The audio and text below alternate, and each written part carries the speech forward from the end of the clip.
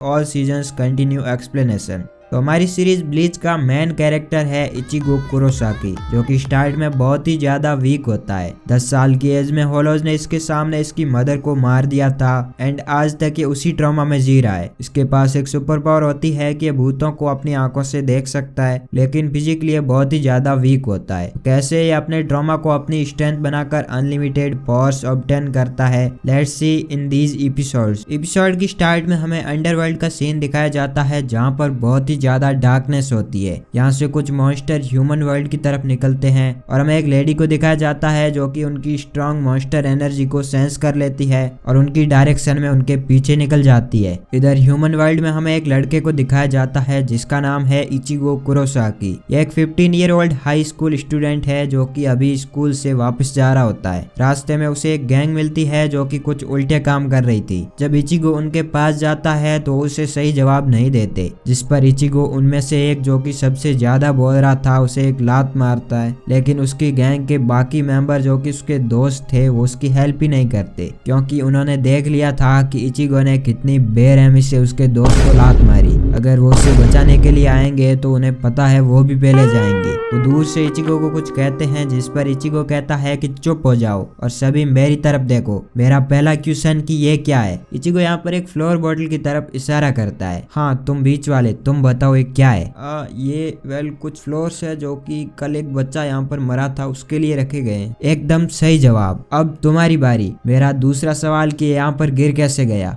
हम यहाँ से स्केटबोर्डिंग कर रहे थे तो गलती से हम इसके ऊपर से निकल गए थे। अगर दोबारा से तुम लोगों ने ऐसा कुछ किया तो अगली बार कुछ फ्लोर्स तुम्हारी सोल्स के लिए भी यहाँ रखे होंगे। अब फटाफट सॉरी बोलो और यहाँ से चलते बनो। और वो बचे कुचे लोग यहाँ से भाग जाते हैं। हमें पता लगता है कि यहाँ पर एक लड़की की सोल होती है जिसे कि कल ही मॉन्स्टर ने मार दिया था। इचिगो इस सोल को आसानी से देख सकता था क्योंकि इसके पास भूतों को देखने की एक एबिलिटी होती है। वो लड़की से कहता है कि अब वो शायद नहीं आएंगे, मैंने उन्हें काफी अच्छे से ठिकाने लगा दिया है। कल मैं तुम्हारे लिए कुछ फ्रेश फ्लावर्स लेकर आऊंगा। उस लड़की की सोल इचिगो से कहती है कि थैंक यू इनसे मेरा पीछा छुड़ाने के लिए, अब मैं आसानी से रह सकती हूँ। इचिगो उसे वेलकम कहते हुए यहाँ से अपने घर की ओर निकल जाता है। वो जैसे ही घर के अंदर एंटर करता है उसका बाप उसे एक जोरदार लात मारता है, जो कि काफी ज्यादा अनएक्सपेक्टेड थी। इतना लेट कहाँ से आ रहे हो? तुम्हें पता नहीं कि हमारा 7 बजे का डिनर टाइम है? जब मन किया मुंह उठाकर चले आते हो। ये कोई तरीका अपने बेटे का वेलकम करने का, जो कि अभी अभी एक सोल को रेस्ट इन पीस करने के लिए एक पूरी गैंग से लड़के आया है। बड़े ही बदतमीज पिता हो तुम तो। Shut up. ये कोई तरीका है बहाना बनाने का? इस घर में जो भी हमारे टाइम शेड्यूल को डिस्टर्ब करेगा वो हमेशा ही पनिश होगा। इस बात को कान खोल कर सुन लो। और ये दोनों ही बाप बेटे ऐसे आते ही एक दूसरे से भिड़ जाते हैं। हम देखते हैं कि इचिगो की 2 छोटी बहन भी है। बड़ी बहन का नाम होता है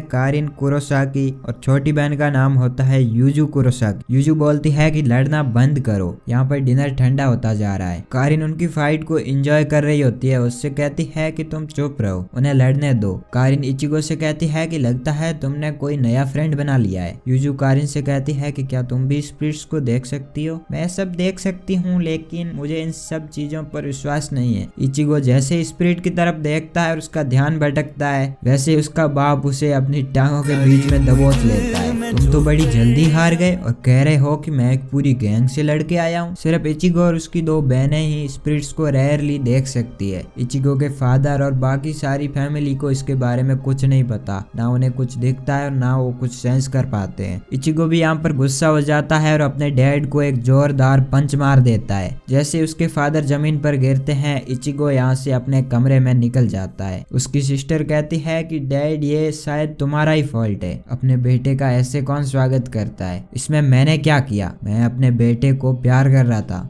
कारिन कहती है कि इतने इमेच्योर मत बनो, आपको अच्छी तरीके से पता है कि आपने क्या किया है और आपके कारण इचिगो बिना खाए सोने गया है। उसका फादर उसकी वाइफ की तस्वीर के सामने जाकर रोते हुए कहता है मेरी तो यहाँ पर कोई इज्जत ही नहीं है, ये तुम्हारे बच्चे दिन ब दिन मुझे परेशान करते जा रहे हैं, मैं इस घर में इन बच्चों के साथ फंस गया हूँ। कैरिन कहती है कि एक तो आप इस स्टूपिड सी तस्वीर से बातें करना बंद करो वरना कभी पागल हो जाओगे। फिर यहाँ से हमें अगली मॉर्निंग का सीन दिखाया जाता है जहाँ पर इचिगो की सिस्टर्स टीवी पर कुछ न्यूज देख रही होती है कि काराकुरा स्टेशन के पास सुबह 7 बजे एक मिस्टीरियस एक्सप्लोजन हुआ है। किसी को भी नहीं पता कि इसके पीछे क्या कारण है। आसपास की कुछ बिल्डिंगों की इमारतें भी ढह चुकी है। इचिगो अपने कमरे से बाहर आता है और उनकी सिस्टर्स से कहता है कि डैड कहाँ हैं। वो एक मीटिंग के लिए गए हैं, आज रात भी वापस नहीं आने वाले। तभी इचिगो भी टीवी में न्यूज देखता है और कहता है कि ये तो हमारे बहुत ही नजदीक है। फिर हमें एक्सप्लोजन का सीन दिखाया जाता है जिसके पास से इचिगो सुबह सुबह अपने हाई स्कूल के लिए जा रहा होता है। तभी इचिगो को कुछ आवाज आती है और सभी कहते हैं कि एक और एक्सप्लोजन हो चुका है। जब इचिगो इंसिडेंट पर जाकर देखता है तो उसे पता लगता है कि ये कोई एक्सप्लोजन नहीं बल्कि होलोज द्वारा किया गया एक हमला है। ह्यूमन वर्ल्ड में इसे सिर्फ इचिगो और उसकी 2 बहनें ही देख सकते हैं क्योंकि इनके पास कुछ स्पेशल एबिलिटीज है। वोलो इचिगो की एबिलिटीज को सेंस कर लेता है और उस पर हमला करने की कोशिश करता है। वोलो इचिगो पर हमला करने वाला होता है तभी हम देखते हैं कि वहां पर एक सोल रीपर आ जाती है जो कि अपने एक ही अटैक में उस होलो को वहीं पर खत्म कर देती है। ये वही लेडी है जो कि हमें एपिसोड के स्टार्ट में दिखाई गई थी, जो कि एक मॉन्स्टर यानी होलो का पीछा कर रही थी। बाकी लोगों को कुछ समझ नहीं आ रहा होता क्योंकि वो उन होलोज को नहीं देख पा रहे थे। यहाँ से सीन शिफ्ट होता है और हम नाइट का सीन देखते हैं जहाँ पर इचिगो अपने कमरे में सो रहा होता है। वो केवल मॉर्निंग के उस इंसिडेंट्स के बारे में ही सोच रहा होता है। वो परेशान होता है कि आखिर यहाँ पर चल क्या रहा है। वो सोल रीपर लेडी के बारे में सोच ही रहा होता है तभी वो लेडी रात में उसके कमरे के अंदर आ जाती है। कौन हो तुम और मुझसे क्या चाहती हो? वो पास में ही है। तुम किसके बारे में बात कर रही हो? आधी रात को ये मेरे कमरे में कर क्या रही हो कौन तुम? और हमारा इचिगो उसे एक जोरदार लात मार देता है। ये देखकर वो सोल रीपर हक्की बक्की रह जाती है। तो तुम मुझे देख कैसे पा रहे हो? किसके बारे में बात कर रही हो तुम? पागल हो क्या? ऑफ कोर्स मैं तुझे देख सकता हूँ लेकिन बाकी तो नहीं देख सकते। तुम ऐसे पहले हो नहीं हो? लगता है तेरे अंदर कुछ डिफेक्ट है वरना आम लोग तो मुझे नहीं देख पाते। इचिगो ये सुनकर फिर से गुस्सा हो जाता है और दूसरी बार उसे लात मार देता है। हो कौन तुम बहन की? अरे रुको रुको बताती हूँ, मैं एक सोल रीपर हूँ। अच्छा तुम सोल रीपर हो और तुम एक सोल सोसाइटी नाम की जगह से आई हो ताकि तुम बैड स्पिरिट से ह्यूमंस को बचा सको। तो आपके हिसाब से वो मॉन्स्टर डीमन या बैड स्पिरिट था और उसने उस लड़की और मुझ पर अटैक करने की कोशिश की। क्या कर रही हो इडियट? तुम्हें लगता है कि मैं तुझ पे विश्वास करूंगा? तुमने ही तो कहा कि तुम गोस्ट को देख सकते हो और तुम अब ये कह रहे हो कि तुम्हें सोल रीपर पर विश्वास नहीं है। क्या बात कर रहे हो दोगले इंसान? ओ हाँ, अनफॉर्चुनेटली मैंने आज से पहले सोल रीपर कभी देखे नहीं है। तुम ये पहली महामूर्ति हो। मैं ऐसी चीजों पर विश्वास नहीं कर सकता जिसे मैंने देखा ही नहीं है। पर तुमने तो मुझे देखा और अभी मारा भी है, लेकिन इससे ये थोड़ी साबित होता है कि तुम सोल रीपर हो। क्या मैं एक ह्यूमन को नहीं मार सकता? ये सोल रीपर का गेम खेलना बंद करो छोटी बच्ची और मेरे कमरे से निकल जाओ। आधी रात को ऐसे किसी के कमरे में नहीं आया करते। How dare you call me छोटी बच्ची? बाकुडो नंबर 1 साइड। और हम देखते हैं कि वो ऐसा बोलकर उसे पैरालाइज कर देती है। ये क्या कर दिया तूने मेरे साथ? डोंट मूव, चुपचाप मेरी बात सुनो। इसे कीडो कहा जाता है जो कि एक हाई लेवल इनकारनेशन है जिसे सिर्फ सोल रीपर यूज कर सकते हैं। मैं देखने में भले ही बच्ची जैसी दिखती हूँ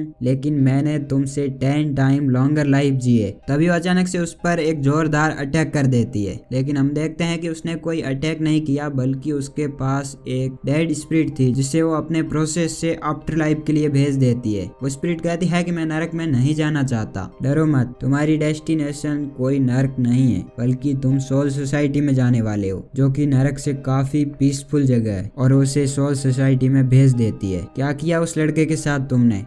अभी तक तो कुछ नहीं किया, मैंने उसे सोल सोसाइटी के लिए भेजा है। तुम ह्यूमंस की लैंग्वेज में इसे पासिंग आवर कहते हैं और स्पिरिट्स को सोल सोसाइटी में भेजना हम सोल रीपर का काम है। इचिगो को यहाँ पर कुछ भी समझ नहीं आ रहा होता, इसलिए वो अपनी कुछ ड्राइंग्स बनाकर उसे समझाने की कोशिश करती है। सुनो, इस वर्ल्ड में 2 टाइप की स्पिरिट्स होती है। एक होती है नॉर्मल स्पिरिट और ये वही सोल होती है जिसे तुम गोस्ट के रूप में देख सकते हो। दूसरी स्पिरिट्स को होलोज कहा जाता है। ये जिंदा या फिर मरे हुए लोगों पर अटैक करके उनकी सोल्स को खा जाते हैं। इन्हें बैड गोस्ट या बैड स्पिरिट कहा जाता है। अगर कोई डाउट हो तो तुम पूछ सकते हो। मेरा बस एक ही सवाल है कि तुम लेसन के नाम पर ड्राइंग की क्यों माँ बहन कर रही हो? इतनी बड़ी हो गई हो लेकिन तुम्हें इतनी सिंपल ड्राइंग्स नहीं करनी आती? ये सुनकर सोल रीपर गुस्सा हो जाती है और इचिगो के मुंह पर मूंछें बनाने लग जाती है। ये क्या कर रही हो मदरबोर्ड? इतनी बड़ी हो गई हो तो तुम्हें शर्म भी तो आनी चाहिए। चुप रहो, मेरा लेसन अभी खत्म नहीं हुआ है। तो हम बात कर रहे थे गुड स्पिरिट और बैड स्पिरिट्स के बारे में। इनके बीच में हम होते हैं सोल रीपर। आमतौर पर हमारे सिर्फ 2 काम होते हैं, एक एक जो कि गुड स्पिरिट्स होती है उन्हें सोल सोसाइटी भेजना, जैसा कि एक स्पिरिट के साथ मैंने अभी तुम्हारे सामने किया। और दूसरा है हॉलोज से ह्यूमंस को बचाना, क्योंकि हॉलोज ह्यूमंस पर अटैक करके उनकी सोल्स को खा जाते हैं, जिससे कि उनकी सोल्स सोल सोसाइटी नहीं जा पाती। बाहर हम एक हॉलो को देखते हैं जो कि एक लड़की के पीछे भाग रहा होता है। भागते भागते वो लड़की गिर जाती है और उस पर अटैक करने वाला होता है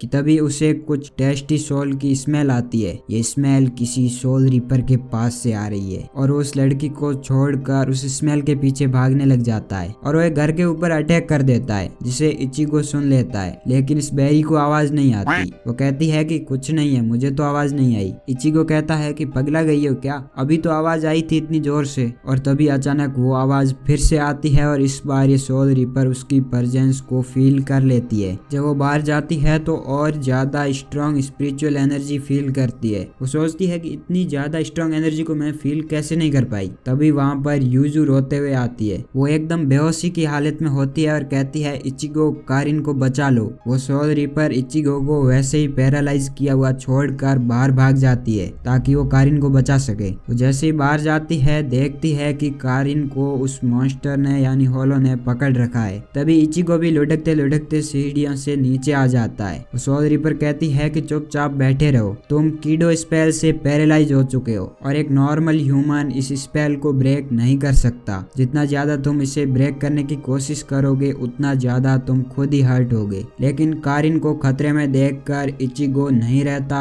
और वो अपनी ह्यूमन पावर से उस कीडो स्पेल को तोड़ देता है। वो सोल रीपर ये देखकर शॉक रह जाती है कि एक नॉर्मल ह्यूमन कीडो स्पेल को कैसे तोड़ सकता है, जिसे एक सोल रीपर के द्वारा क्रिएट किया गया हो। हम देखते हैं कि इचिगो उस होलो पर अचानक से अटैक कर देता है, लेकिन उस होलो के ऊपर इसके अटैक का कोई भी असर नहीं होता। उल्टा वो होलो अपने एक ही अटैक से उसे दूर फेंक देता है। तभी वो सोल रीपर उस होलो के हाथ पर एक अटैक कर देती है, जिससे कारिन उसके हाथ से छूट जाती है। सोल रीपर इचिगो से कहती है कि तुम घबराओ मत, कारिन को कुछ नहीं हुआ है। इस होलो ने उसकी सोल को अभी तक हाथ भी नहीं लगाया।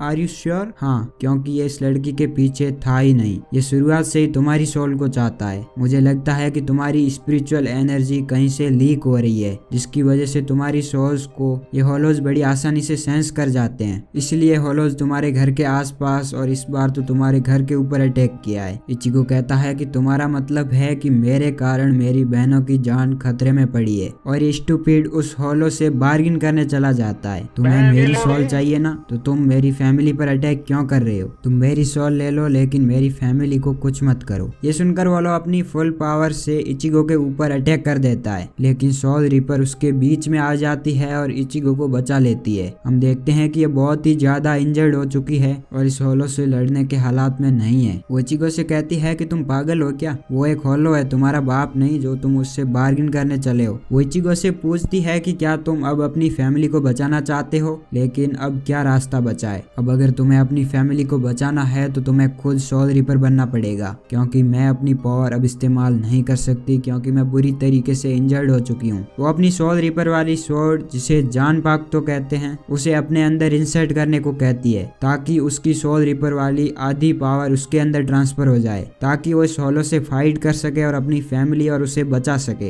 ये काम करेगा या नहीं इस पर मुझे ट्रस्ट तो नहीं है, लेकिन अब हमारे पास दूसरा कोई रास्ता नहीं है। इचिगो कहता है कि मैं रेडी हूँ सोल रीपर, जिस पर वो लेडी कहती है कि मेरा नाम सोल रीपर नहीं है, मेरा नाम रुकिया कुचिकी है, मेरा नाम रुकिया कुचिकी है। और जैसे ही वो होलो उन दोनों के ऊपर एक खतरनाक अटैक करने वाला होता है, तभी इचिगो उस स्वॉर्ड को अपने अंदर इंसर्ट कर लेता है। इचिगो की स्पिरिचुअल एनर्जी इतनी ज्यादा हाई लेवल की थी कि रुकिया यानी वो सोल रीपर अपनी पावर्स को कंट्रोल ही नहीं कर पा रही थी और देखते ही देखते इचिगो की बॉडी उसकी सारी पावर्स को ऑब्टेन कर लेती है। रुकिया देखती है कि इचिगो की सोल रीपर वाली स्वॉर्ड, जिसे जान पाक तो कहते हैं, वो नॉर्मल सोल रीपर की स्वॉर्ड से काफी ज्यादा बड़ी है। वो शौक रह जाती है कि इसके पास इतनी बड़ी तलवार कैसे आ गई और इसने मेरी सारी पावर्स को एक साथ कैसे ऑब्टेन कर लिया। मैं तो इसे सिर्फ हाफ पावर ही देने वाली थी, ये कोई आम ह्यूमन तो नहीं हो सकता। मैंने इतनी ज्यादा स्पिरिचुअल एनर्जी के साथ किसी भी भी ह्यूमन को नहीं देखा है और इसने तो मेरी कीडो स्पेल भी आसानी से ब्रेक कर दी थी, जो कि कोई भी नॉर्मल ह्यूमन नहीं कर सकता। हम देखते हैं कि इचिगो अपनी फुल पावर से उस डीमन पर यानी होलोज पर अटैक कर देता है